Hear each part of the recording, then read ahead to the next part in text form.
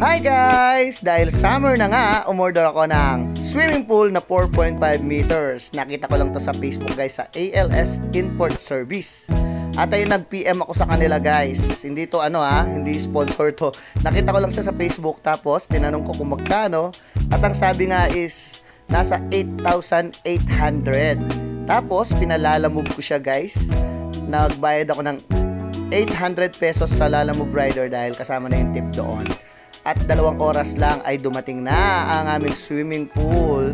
Nagbayad pala ako guys through GCash dito sa ALS service. Napaka legit guys, kasi kaagad dumating yung parcel namin. 2 oras lang ang hinintay. At ito na nga, binubuo ko na dyan.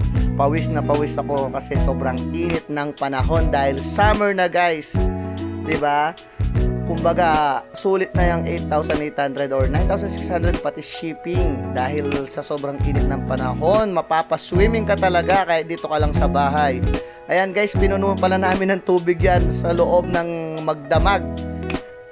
Napakahirap ng dito dahil naka-jetmatic lang kami. Lagi ko siyang pinapatay, pinagpapahinga namin guys kasi baka mag-overheat. Ayan, at ayan na nga dyan ay nag-enjoy na mga bata sa swimming pool. Napakasulit talaga kapag may swimming pool ka sa bahay. Mag-enjoy ang buong pamilya. Thank you for watching guys. Bye-bye!